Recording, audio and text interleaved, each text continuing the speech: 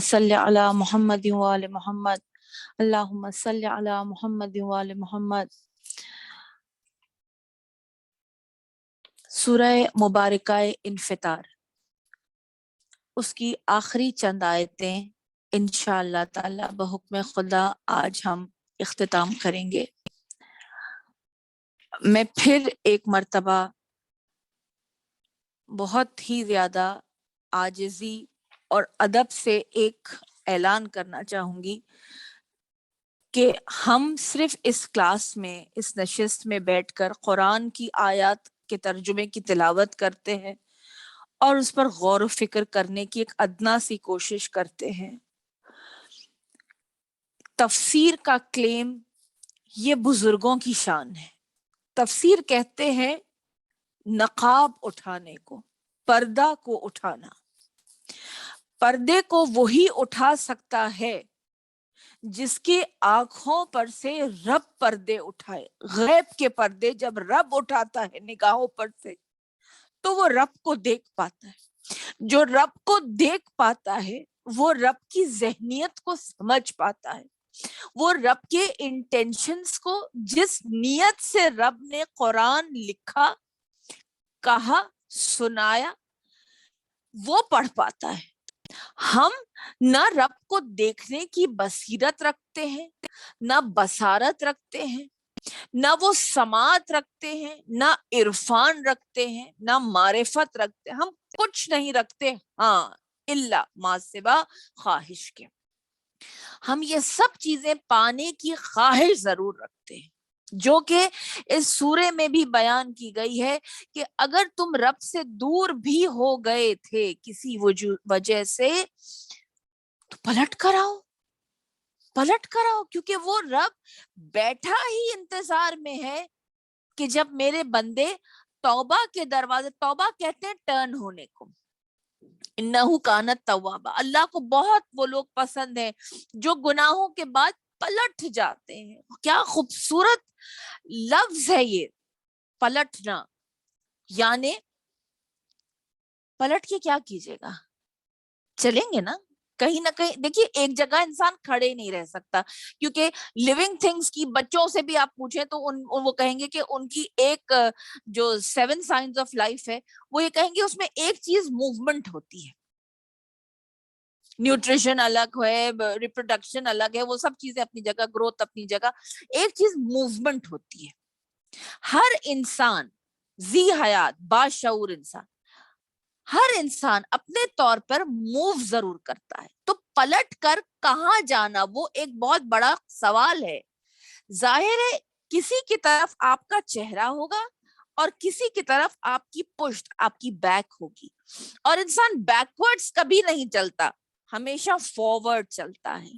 تو اللہ کی طرف جس کا رخ ہوتا ہے وہ اللہ کی طرف چلتا ہے، اور اسے کہتے ہیں عرفان، اسے کہتے ہیں سیر و سلوک کا راستہ، کہ اس دنیا میں رہتے ہوئے میری روح اللہ کی طرف چلتی ہے، قدم میرے زمین پر ہیں مگر میری نگاہیں آسمان پر ہیں۔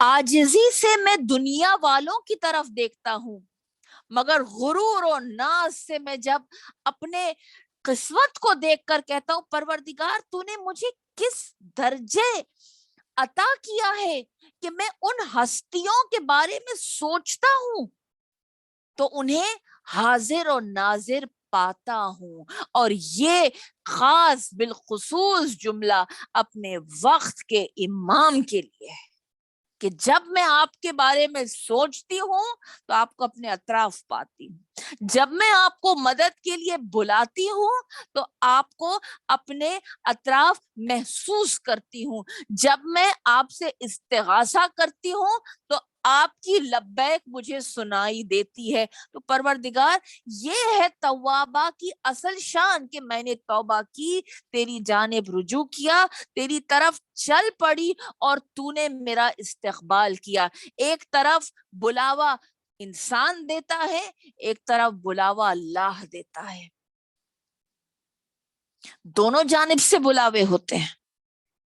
اللہ تو انسان کو بلاوا دیتا ہی رہتا ہے، وہ تو منتظر ہے، وہ تو پکار رہا ہے، لیکن مولا کائنات ایک جملہ آپ کے آگے عرض کرتی چلوں. مولا فرماتے ہیں کہ جب انسان کا رخ اللہ کی طرف ہو، ابھی ہم نے رخ کی بات کی نا کہ جس کی طرف چہرہ ہو اسی جانب انسان فارورڈ چلتا ہے، کہ اللہ کی شان یہ ہے کہ بندے کا اگر رخ اس کی طرف ہو تو وہ پکارتا ہے، جواب دیتا ہے، مدد کرتا ہے. لیکن شان جل جلالہ یہ ہے کہ اگر تمہارا چہرہ نہ بھی اس کی طرف ہو بلکہ پیٹ کر کے کھڑے ہو، اس کے باوجود وہ تجھے بھولتا نہیں ہے، تجھے پکارتا رہتا ہے، تجھے عطا کرتا رہتا ہے، تجھے نوازتا رہتا ہے اور تیرا منتظر رہتا ہے. بس اس سے زیادہ خوبصورت جملے اللہ کے اور بندے کے اس چہرے کی طرف رخ کرنے کے اور ہو نہیں سکتے تھے جو مولا نے پیش کیے. کہ ظاہر ہے چہرہ سامنے ہو تو کوئی بھی جواب دے گا، لیکن نہیں، چہرہ نہیں ہے سامنے، ہم جیسے گنہگار جو پشت کر کے کھڑے ہیں اس کی طرف. ہمارے لیے کہا گیا ہے کہ تمہیں دیکھا ہر چیز ایک دن ختم ہو جائے گی، پہاڑ ریزہ ریزہ ہو جائیں گے، سب کچھ ہی تو ختم ہو جائے گا نا. بیان تو کر دیا تھا آپ کے آگے، سب کچھ بیان کیا. کون سی ایسی چیز تھی جس کے بارے میں اللہ نے انسان کو ڈاک میں رکھا؟ اے انسان، کون سی چیز تھی جس نے تجھے غرق کیا؟ دیکھو تیرے رب نے تجھے، خدا وہ ہے جس نے تجھے پیدا کیا، درست کیا اور اعتدال پر رکھا، جس کی ہم نے ایک ہلکی سی گفتگو کی تھی کہ جب انسان نیچر سے دور جاتا ہے، جب انسان اللہ کے بنائے ہوئے نظام کو میس کرتا ہے، تب پریشانیاں آتی ہیں، تب بیماریاں آتی ہیں. اور آج کل تو بہت اویئرنیس ہو گئی ہے، ہر انسان اب نیچر کی طرف جا رہا ہے، ہر بیماری کا علاج اب نیچر سے ہو رہا ہے، بہتر ہو رہا ہے. اور کہا جا رہا ہے کہ جتنا زیادہ اوریجن سے جڑو گے، جتنا زیادہ آرگینک چیزوں سے رہو گے، استعمال میں، تناول میں، اپنی غذا میں، اپنی نیوٹریشن میں ان چیزوں کا استعمال کرو گے، جتنا زیادہ تم اوریجنل رہو گے، اتنے ہی زیادہ تم اصل سے عقل کی طرف جاؤ گے. تھوڑی سی اور وضاحت. عقل جانتے ہیں کسے کہتے ہیں؟ عقل ان چیزوں کو کہتے ہیں جو اصل کی طرف لے جائے، اصل، ریئل، اصل، اوریجنل. عقل مند انسان وہی ہے جس کے زندگی میں ریالٹی چیک ہے. عقل مندی اسی میں ہے کہ اس دنیا میں رہتے ہوئے اس دنیا کی تیاری کی جائے، کیونکہ اصل حقیقت وہی ہے. اس لیے اگر انسان کو اگر ایکسٹرا آرڈینری بننا ہے اس دنیا میں تو جسٹ بی آرڈینری. بس یہ بہت خوبصورت جملہ ہے کسی اسکالر کا جس کا حسن میں تباہ نہیں کرنا چاہتی. آپ مجھ سے بہتر سمجھ رہے ہیں کہ میں کیا کہنا چاہتی. If you want to become extraordinary, just be ordinary. کیونکہ سمپلسٹی میں جو نکھار ہے، اصلیت پسندی میں جو نکھار ہے، جو حسن ہے حقیقت سے جڑنے میں، وہ اس آرٹیفیشل زندگی میں نہیں ہے. یہ کہیں نہیں لے جائے گی ہمیں. پھر 8ویں آیت تک ہم پہنچے تھے، جس صورت میں اس نے چاہا تجھے جوڑ دیا، کیونکہ اس نے یہی بہتر سمجھا تھا تیرے لیے. جو کچھ اللہ عطا کرتا ہے ہمیں، اس سے بہتر ہمارے لیے کچھ اور ہے نہیں. یقین جانیے، ایک قرآن کی آیت نے اتنی جسارت دی ہے مجھے کہ میں یہ جملہ کہہ سکوں آپ کے آگے کہ خدا نے کہا کہ میں کسی بھی نفس پر وہ بوجھ نہیں ڈالتا جو وہ اٹھا نہیں سکتا. ایک نہیں، 4 مقامات پہ قرآن مجید کی آیت دہرائی گئی ہے کہ اللہ کسی پر اللہ ما وسعہ، جتنی وسعت اس میں ہے، جتنی کیپیسٹی اس میں اتنا ہی دیتا ہوں. اگر یہ بات آپ کا عقیدہ مضبوط کرتی ہے تو یقین جانیے جو رب نے بیماری دی ہے وہ اتنی ہی دی ہے جتنی آپ کے لیے شفا ہے. یعنی شفا اس کی پہلے موجود ہے. وہ بیماری سے آپ کو لڑنے کی بھی طاقت ہے. جتنی رب نے غربت دی ہے تو آپ کے لیے وسائل بھی کہیں نہ کہیں خزینے چھپا کر رکھے ہیں, اور وہاں تک پہنچنے کی آپ نے طاقت بھی رکھی ہے. اگر رب نے کوئی اور پریشانی میں مبتلا کیا ہے تو یقین جانیے اس پریشانی کے پیچھے بھی ایک راز ہے. انسان کی سعی اور کوشش یہ ہے کہ اس راز تک پہنچے کہ مالک کیا یہ میری آزمائش ہے, کیا یہ میرے گناہوں کا کفارہ ہے, یا کیا یہ میرے درجات کو بلند کر رہی ہے, یہ تیری جانب سے کیسا اشارہ ہے. کیونکہ ہم نے پچھلی بار 2 الفاظ عرض کیے تھے, ایک ہے مرضی الہی. مرضی الہی یہ ہے کہ ہر انسان نیک ہو جائے, مرضی الہی یہ ہے کہ ہر انسان جنت میں جائے, کیونکہ جنت تو تیرے لیے بنی ہے.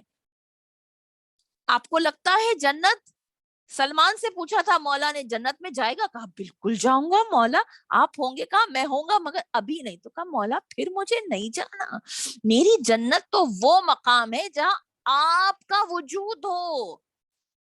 تو اہل بیت کا وجود ہی جنت ہے مومنین کے لیے, اور اہل بیت سے ملاقات کی جائے مقام ہے جنت ہمارے لیے.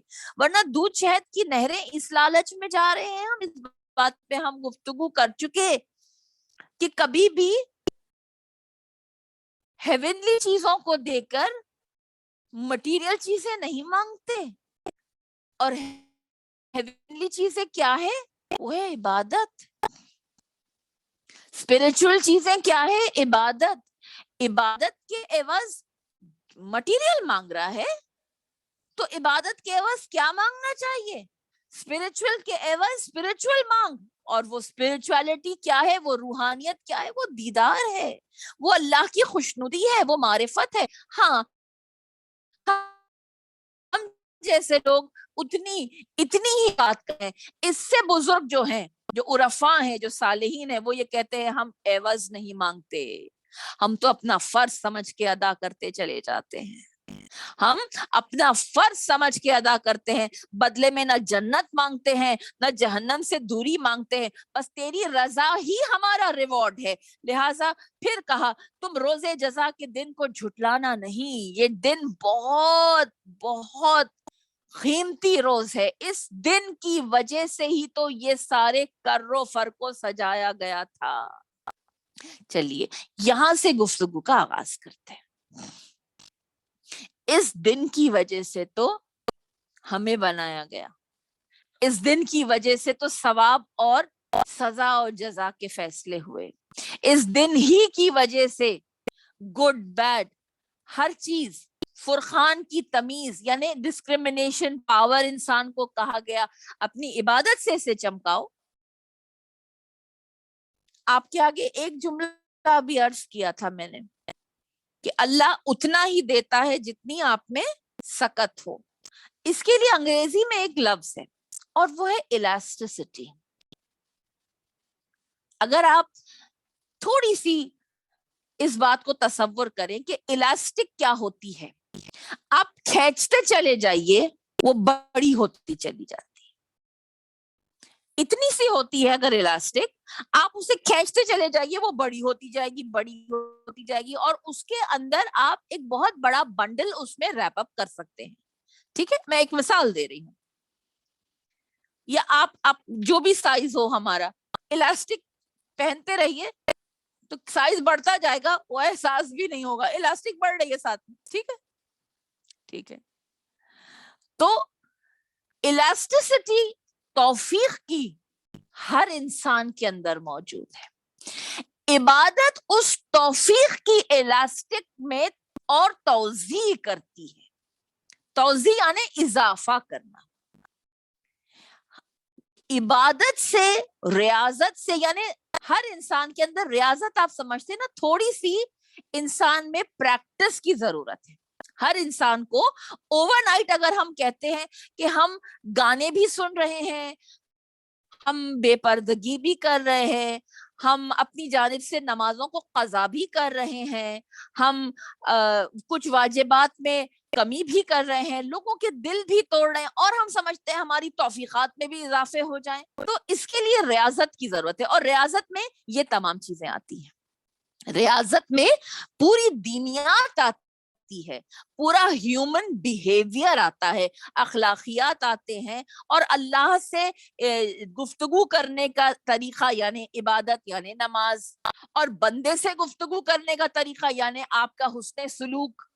یہ ساری چیزیں ریاضت میں آتی ہیں, کہ اب جس کی جیسا تقوی, جیسی ریاضت ہوگی, جس کی جتنی محنت ہوگی, اسے اتنا ہی ثمر ملے گا. کامن سینس کی بات ہے, اس میں کوئی عجوبہ بات نہیں ہے. جتنی جس کی ریاضت ہوگی, جو جتنا گناہوں سے بچے گا. شیطان نے یہی کہا تھا, میں دنیا میں جا رہا ہوں, انہیں بہکاؤں گا. کہا تھا ہاں تو جا, بہکا, تو اپنی کوششیں کر لے, مگر مجھے پتا ہے مخلصین تیرے راستے میں کبھی نہیں آئیں گے, تیرے راستے پہ کبھی نہیں آئیں گے, تیرے نقش قدم خطوات شیطان پر مخلصین نہیں آئیں گے. الا مخلصین, رب نے کلیم دعویٰ کیا ہے, ہم مخلصین نہیں آئیں گے. اسی لیے تو ہم اپنی ہر عبادت کا بنیاد ہے, جو جڑ ہے, اسے تقوی سے پہلے اخلاص لاتے ہیں. اگر خلوص نہیں ہو تو تقوی بھی دکھلاوے کے لیے ہو سکتا ہے, عبادت بھی دکھلاوے کے لیے ہو سکتی ہے. اگر ہماری یہ سارے سیشنز ہمیں کچھ بہتر نہیں بنا پا رہے, اگر ہمارے یہ سارے مجالس ہمیں بہتر نہیں بنا پا رہے, اگر یہ میلاد میں جھومنا ہمیں ان کی محبت میں مستغرق نہیں کر پا رہا ہے, پھر اس کا مطلب ہے کہیں نہ کہیں خلوص میں کمی ہے. کہا اللہ نے تم پر نگران فرشتے مقرر کیے گئے, معزز لکھنے والے, کرامن کاتبین. تم یہ مت سمجھو کہ تمہارا کوئی بھی ایسا عمل ان اکاؤنٹڈ ہو, جی نہیں. ہر چیز کو دیکھ کر تم خود حیرت زدہ ہو جاؤ گی, چھوٹی سے چھوٹی اور بڑی سے بڑی. اللہ کے فرشتوں کی نظروں سے گزری نہیں, نہیں گزری, کیونکہ اللہ کو پتا ہے کہ تم اس دنیا میں بھی جھٹلاتے تھے, اور وہاں بھی جا کر کہو گے میں نے ایسا نہیں کیا. اس وقت کتاب پڑھ کر سنائی جائے گی. کہا لکھو یہ کتاب جو انہوں نے لکھی ہے, یہ کتاب یعنی ہماری لکھی ہوئی کتاب ہے نا. کرامن کاتبین تو وہی اسکرپٹ لکھ رہے جو ہم دے رہے ہیں, ہے نا. تو کہا ان کی لکھی ہوئی کتاب ذرا پڑھ کے تو سناؤ. کتاب پڑھ کے سنائی جائے گی. پھر بھی انسان جھٹلائے گا, کیونکہ نیچر میں ہے نا جھٹلانا. جھٹلائے گا تو پھر اعضا بولیں گے, ہاتھ بولے گا, بولے کہ کھلے تھے, پیشانی بولے گی کبھی جھکی نہیں تھی, زباں کہے گی کس کس پر الزام لگائے, کس کس کا دل دکھایا. بہرحال وہ جانتے ہیں جو تم کرتے ہو. 12ویں آیت کہ یہ جو جتنی ہماری پاسبلٹیز ہیں مرضی اور مشیت کے درمیان کی, کہ مشیت یہ ہے کہ برا کرو گے تو جہنم میں جاؤ گے, اچھا کرو گے تو نیک جاؤ گے, لیکن مرضی یہ ہے اللہ کی کہ تم نیک ہی رہنا. اب ایک تیسرا لفظ آپ کی نظر کر دوں جو کہ کہہ دیا تھا, وہ ہے مصلحت.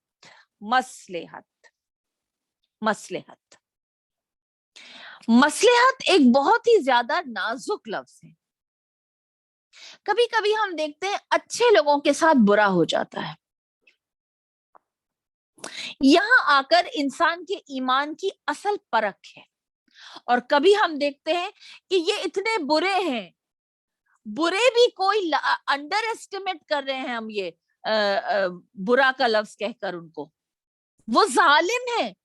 اور کائنات میں اگر آپ قرآنی تاریخ اٹھا کر دیکھیے تو فرعون نمرود سے شروع کیجئے, پھر آپ امام حسین کے ساتھ جو ہوا کربلا میں, یعنی 2 بوند پانی دریا کے کنارے, کونین کا مختار. سمجھ میں نہیں آتا نا کیا مصلحت ہوگی اس میں. یہ ایک بہت ہی نازک سوال چھڑ گیا ہے جس کا جواب دینے کے لیے ایک پوری نشست چاہیے. یہاں پر میں صرف اتنا عرض کروں گی کہ جس کے پاس اپنے رب کے کیے گئے فیصلوں پر مضبوط یقین ہو اور اس کے نتائج پر توکل ہو اور خود پر یہ اعتماد ہو کہ اگر میں ایمان اور عمل صالح پر قائم ہوں تو پھر وہ اللہ کی جانب سے آئی ہوئی ہر مصلحت کو اپنا امتحان سمجھتا ہے، اور وہ یہی جانتا ہے کہ یہ میرے لیے آزمائش ہے، یہ میرے لیے امتحان ہے، میرے درجات بھی بلند کر رہا ہے اور میری وجہ سے دوسروں کے لیے بھی راہوں کو ہموار کرتا ہے. ٹھیک ہے، تو ہر اللہ کے کیے ہوئے فیصلے میں اس کی مصلحت کو ڈھونڈیے، کیونکہ مولا فرماتے ہیں پروردگار تیرا شکر ہے کہ تو دعاؤں کو قبول کرتے، مگر اس سے بھی زیادہ تیرا شکر ہے کہ تو کچھ دعاؤں کو رد کر دیتا ہے، کیونکہ جو تو جانتا ہے وہ ہم نہیں جانتے. مصلحت الہی کیا ہے یہ اللہ کے سوا کوئی نہیں جانتا. ہاں، ان لوگوں کو قرار دل آ جاتا ہے جو اس پر توکل رکھتے ہیں، پھر وہ مصلحت پر سوال نہیں کرتے. ٹھیک ہے، پھر 13ویں آیت یوں بڑھتی ہے، نیکوکار بہشت کی نعمتوں میں ہوں گے. سبحان اللہ، نیکوکار بہشت کی نعمتوں میں ہوں گے. 14ویں آیت، اور بدکار جزا کے دن جہنم میں جھونکے جائیں گے. مشیحت اپنا اثر دکھا گئی. ٹھیک ہے، تو یہ سب کانسیکوینسز ہیں. خدا نہ کرے یہ وینجنس نہیں ہے، خدا نہ کرے یہ کوئی غصہ نہیں ہے، خدا نہ کرے یہ عتاب نہیں ہے. یہ کیونکہ عتاب کے بارے میں بھی ہم نے عرض کیا تھا کہ رب کا فضل رب کے عدل پر بھاری ہے، رب کی رحمت اس کے غضب پر بھاری ہے. ٹھیک ہے، اور یہ ہمارا عقیدہ نہیں ہے صرف، یہ لواح الحمد پر لکھا ہوا ہے، یہ وہ پرچم پر لکھا ہوا ہے کہ رسول نے یہ اپنی آنکھوں سے پڑھا. ٹھیک، اللہ کی رحمت اس کے غضب پر بھاری، اور رحمت للعالمین نے وہ سلوک کیا دنیا کا، عدل بنتا تھا، رسول نے فضل کیا. عدل بنتا تھا یعنی اپنے جانب سے کوئی حقوق نکلتے تھے، لیکن رسول فضل کا مظاہرہ کیا، درگزر کیا، معاف کر دیا، ہمیشہ رحمت دکھائی. کبھی بھی تاریخ نے اللہ اہل بیت کے گھرانے سے کمت کی امید کی، جس نے عدالت امید کی اس نے اپنی سوچوں سے بڑھ کر پایا. یہاں پر ہم یہ کانسیکوینسز ہیں. ٹھیک ہے، کانسیکوینسز تو ہے، نتائج تو ہے، وہ تو بھگت ہے. 15ویں آیت، اس میں جائیں گے، یعنی نیکوکار جنت میں، بدکار جہنم میں، بدلے والا دن اس دن جائیں گے. یہ آپ نے عرض کیا، یہ دن وہ ہے جس کی خاطر یہ ساری دنیا سجائی گئی. وہ یوم فصل ہے، وہ ملاقات کا دن ہے، وہ فیض کا دن ہے، وہ دوری کا دن ہے. کسی چیز سے دور ہوں گے، کسی کے قریب ہوں گے. یوم وصال ہے وہ، یعنی ملنے کا دن، ملاقات کا دن. جو جنت سے دور ہوں گے وہ جہنم سے ملیں گے، جو جہنم سے دور ہوں گے وہ جنت میں جائیں گے. ٹھیک ہے، کوئی شیطان کے قریب جائے گا تو رحمان سے دور ہو جائے گا، کوئی رحمان کے قریب ہوگا تو شیطان سے دور ہو جائے گا. وہ دن وہ اس لیے غائب نہ ہو جائیں گے، یعنی وہ اس دن کوئی چھپ نہیں سکے گا، کسی کو فرار نہیں ہے اس دن. پھر 17 آیت میں، تم کیا جانو قیامت کا دن کیا ہے. پھر 18ویں آیت میں اسی سوال کو دہرایا گیا سما کہہ کر، اور تم کیا جانو قیامت کا دن کیا ہے. اللہ اکبر. جگہ جگہ قرآن میں قیامت کے تذکرے ہیں. انشاءاللہ جیسے ہی اور ایسے سورے آئیں گے جیسے سورہ قیامت ہے تو اور قیامت کے گرافک ایونٹس کو ہم قرآن کی روشنی میں اس پر گفتگو کریں گے. لیکن آج کے لیے بس اتنا یہ کہنا ہے کہ ہر ایک سے اس کی عقل کے مطابق سوال ہوگا. تم کیا جانو قیامت کیا ہے، کہا نا رب نے.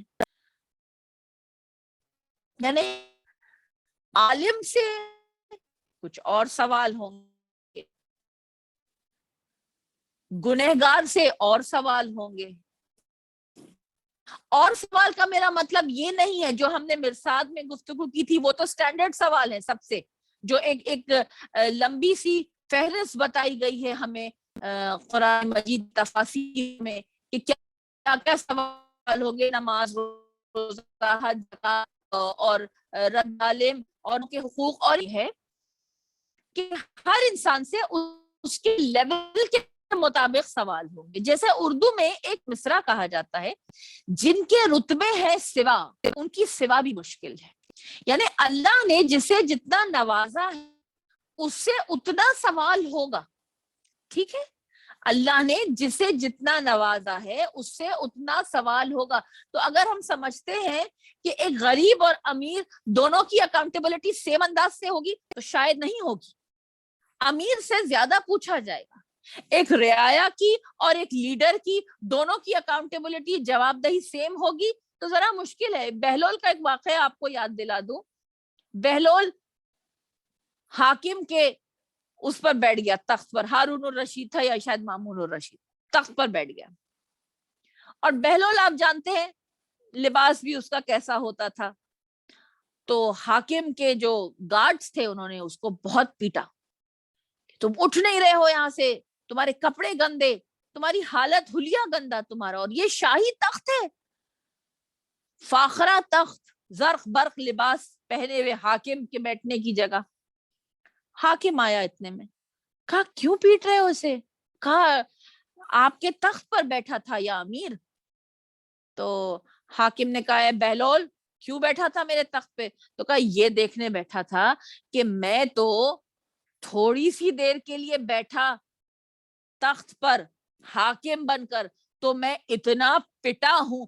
आप जो इतने लंबे अरसे से बैठे हुए हैं, तो आप कितना पिटेंगे कयामत में? यानी अकाउंटेबिलिटी, कितनों को जवाब देना है दुनिया में भी और आखिरत में भी। तो अल्लाह अगर किसी को कोई फजल अता करता है तो रिस्पॉन्सिबिलिटीज उसके साथ आती हैं। अगर कोई डेजिग्नेशन हमारे पास है, देखिए हम सब के पास टू एन एक्सटेंट रिलेटिवली कुछ ना कुछ ताकत है। हम ये नहीं कह सकते हमारे पास तो कुछ है ही नहीं, इख्तियार नहीं, कुछ ना कुछ तो है। और अगर कुछ भी नहीं है तो इससे बढ़कर और क्या होगी कि हमारी औलाद की परवरिश की जिम्मेदारी अल्लाह ने हमें दी है। पैदा करना वाजिब नहीं था उन्हें, लेकिन पैदा किया है तो राह रास्त दिखाना वाजिब है, संभालना वाजिब है, परवरिश निगहदाश्त करना वाजिब है। और दीनियात, मजहब, मजहब तो निकला ही लफ्ज ज़हबा से ना, यानी रास्ता। तो दीनदार रास्ते पर चलाना ये एक इतना बड़ा बेड़ा है जो अल्लाह ने एक माँ को दिया है। तो वो कैसे कह सकती है कि मुझे कोई ओहदा नहीं मिला?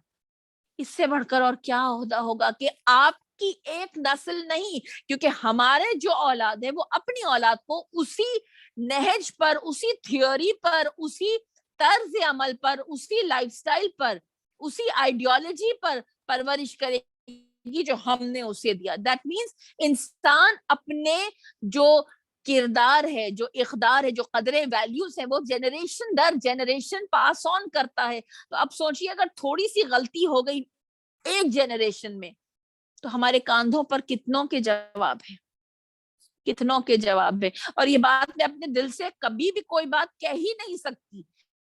ये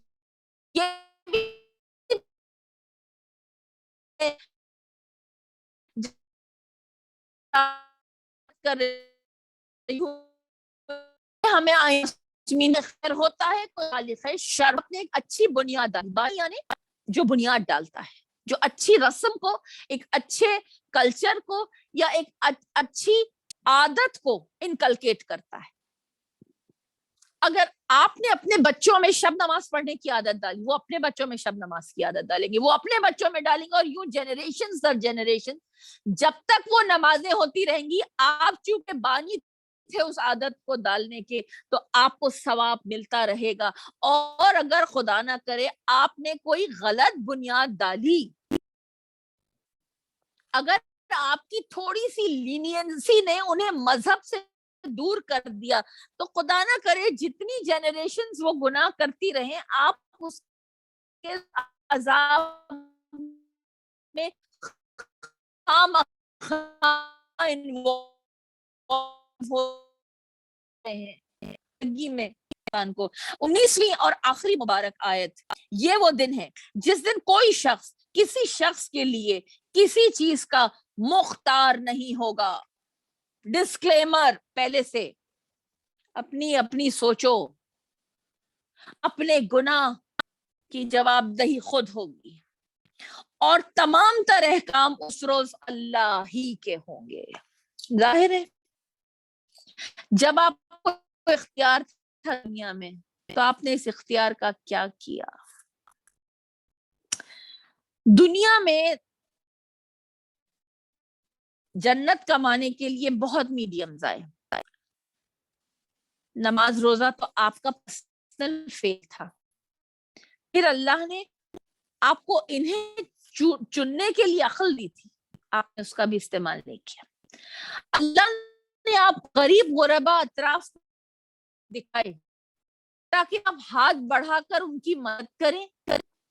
دعاؤں سے آپ کی دنیا بھی بہتر ہو اور ان کی دعاؤں سے اور ان کے پیٹ بھرنے اور ان کے حقوق ادا ہونے سے آپ کی آخرت بھی بہتر ہو. مگر آپ کو توجہ، اللہ نے آپ کو رشتہ دار دیے تاکہ ان سے صلہ رحمی کی جائے.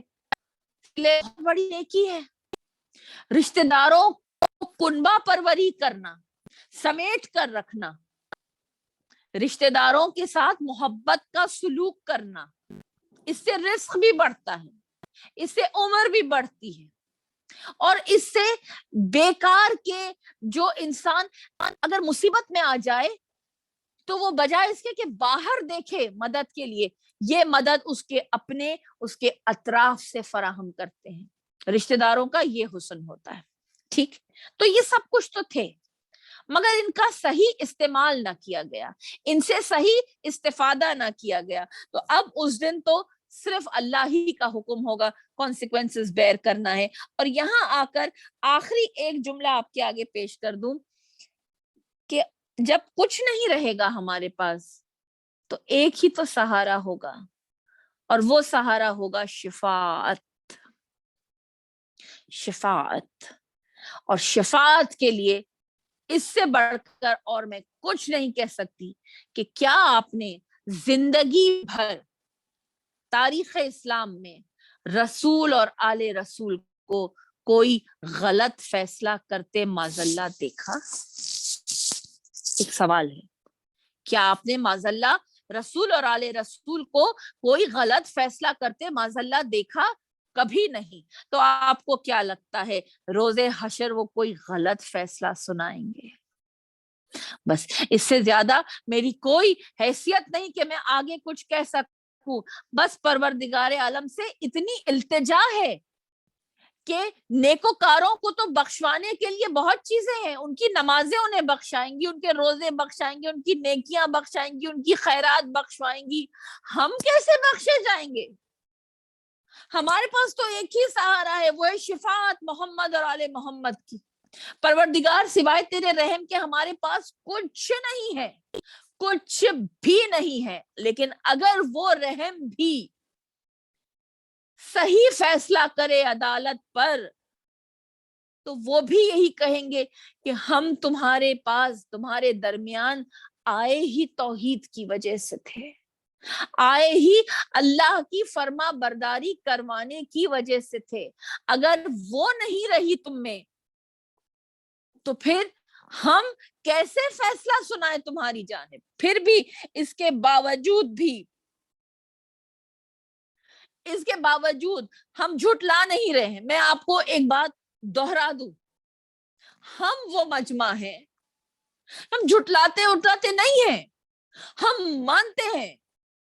ہم وہ لوگ ہیں جو مانتے ہیں کہ ہمارا صرف عقیدہ بہت خوبصورت ہے، ہمارا عمل بہت خراب ہے، ہمیں بہت محبت ہے محمد اور آل محمد سے، لیکن ہم ان جیسی زندگی نہیں گزارتے. ہمیں حسین کے غم میں ڈوب جانے کے لیے، مر جانے کے لیے تیار ہے، لیکن ہم حسین کے کوئی مقصد پر نہیں جیتے ہیں. ہمارے یہ دعوے زبانی نہیں ہیں، ہم قلبی دعوے کرتے ہیں لیکن ہم عمل میں بہت پیچھے ہیں، اور جھٹلاتے نہیں، ہم قبول کرتے ہیں، ہم جھٹلاتے نہیں ہیں، ہم مانتے ہیں، لیکن پروردگار تو ہماری مدد کر، تو ہمیں نکال ان مصیبتوں سے،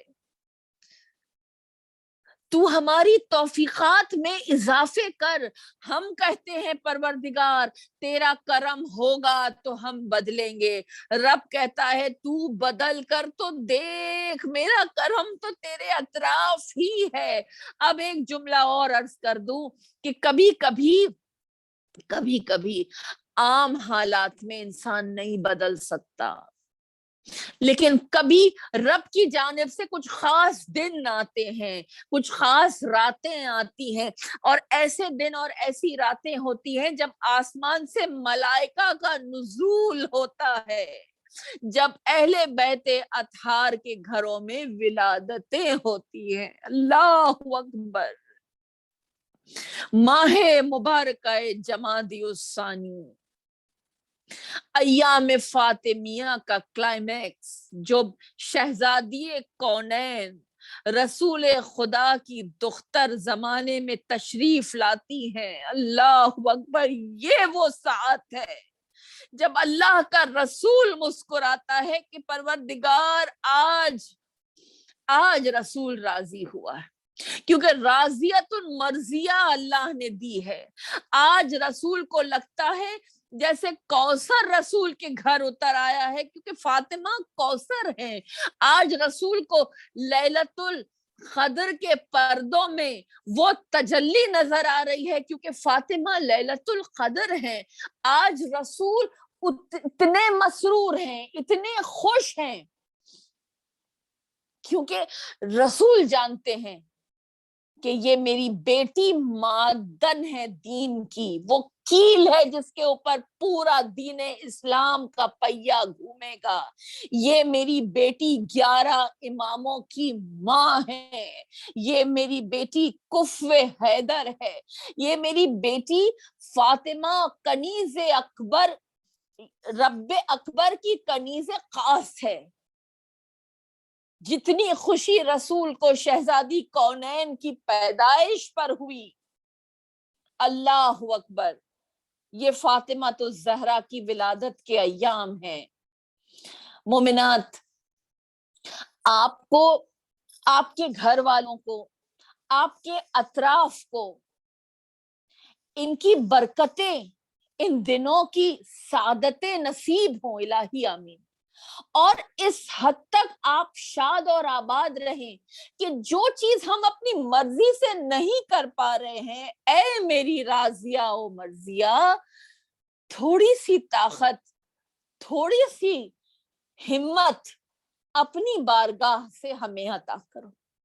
اس لیے عطا کرو کیونکہ میرے وقت کے امام کا کہنا ہے کہ جو دعائیں کبھی قبول نہ ہو وہ فاطمۃ الزہرا کا وسیلہ دینے سے قبول ہو جاتی ہے۔ میرے جد کا یہ کہنا ہے کہ فاطمہ اگر کسی سے توسل کر لے، فاطمہ کا اگر کوئی توسل کر لے، یعنی فاطمہ کو اگر انٹرسیشن کرے آپ، اگر شہزادی کو آپ وسیلہ جانیں اور شہزادی کے توسل سے کوئی کام کرنے کے لیے آگے بڑھیں، تو ائمہ توسل کرتے ہیں بی بی کے ساتھ۔ جب ائمہ توسل کریں تو پروردگار عالم اس درجے کا مقام آپ کا رکھتا ہے کہ بس آج شہزادی کی ولادت کے توسل سے دل کیا کہ تبرکن اس نشست کو، اس سورہ مبارکہ انفطار کو اختتام پذیر کرتے ہوئے 2 جملے شہزادی کونین کی شان میں آپ کے آگے عرض کرتی چلوں۔ آپ سب درود پڑھیے شہزادی کی شان میں، اپنے گھروں کو منور کیجئے، اپنے دلوں کو منور کیجئے، اور لے کے چلیے اپنے آپ کو مدینے کے اور مکے کی ان فضاؤں میں جہاں جس زمین پر شہزادی کے قدم چلتے تھے۔ بسم اللہ الرحمن الرحیم۔ ایکسکیوز می، میں پانی پی رہی تھی۔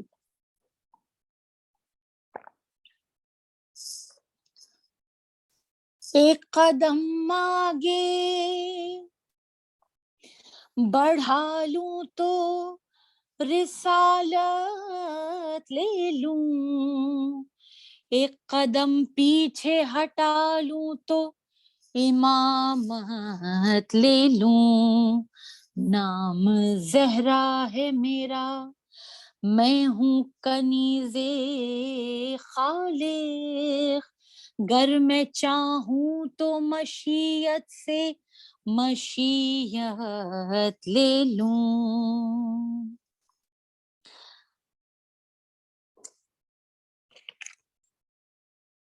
چلو سلام کریں اس کے آستانے کو، حسین پال کے جس نے دیا زمانے کو، حسین پال کے جس نے دیا زمانے کو، جس کے شوہر کو شاہ مشرقین کہتے ہیں، جس کے فرزندوں کو سردار جنا کہتے ہیں، جس کی تعظیم پیمبر پہ ہو لازم، اس کو فاطمہ سیدائے کون و مکان کہتے ہیں، چلو سلام کریں اس کے آستانے کو، فرشتے خلق ہوئے جس کے آنے جانے کو، تیری چوکھٹ ہے کہ قرآن کا قبلہ زہرا، آیتیں کرتی ہیں آ کر تجھے سجدہ زہرا، چہرہ حیدر کا عبادت ہے زمانے کے لیے، اور حیدر کی عبادت تیرا چہرہ زہرا،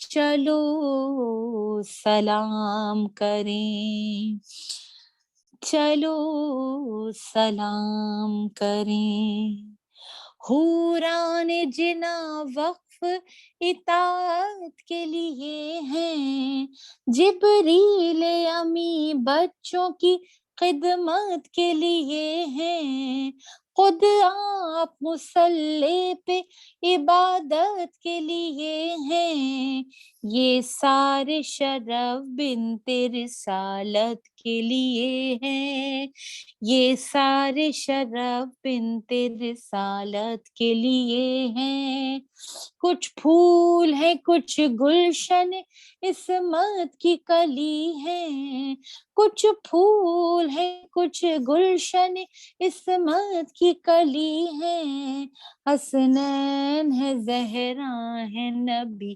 اور علی ہیں، حسنین ہے زہرا ہے نبی اور علی ہیں، گھر فاطمہ زہرا کا بڑی شان کا گھر ہے، ربنا تقبل منا انک انت السمیع العلیم، پاک پروردگار جناب فاطمۃ الزہرا سلام اللہ علیہا کے صدقے سے، آپ کے بابا، آپ کے شوہر، آپ کے بیٹوں کے صدقے سے، امام وقت کے صدقے سے اس نشست کو اپنی بارگاہ میں شرف قبولیت عطا فرما، جو زندہ ہیں انہیں صحت عطا فرما، جو بیمار ہیں انہیں بیمار کربلا کے صدقے میں جلد از جلد شفا عاجلہ عطا فرما، اور جو ہم میں نہیں ہے ان کی شفاعت کر دے پروردگار۔ سورہ فاتحہ آدم سے خاتم، خاتم سے تا ظہور مہدی تیری بارگاہ میں نظر کرتے ہیں۔ بسم اللہ الرحمن الرحیم، الحمد للہ رب العالمین، مالك يوم الدين إياك نعبد وإياك نستعين اهدنا الصراط المستقيم صراط الذين أنعمت عليهم غير المغضوب عليهم ولا الضالين سبحان ربك رب العزة عما يصفون والسلام على المرسلين والحمد لله رب العالمين اللهم صل على محمد وآل محمد وعجل فرجهم. خدا حافظ و ناصر.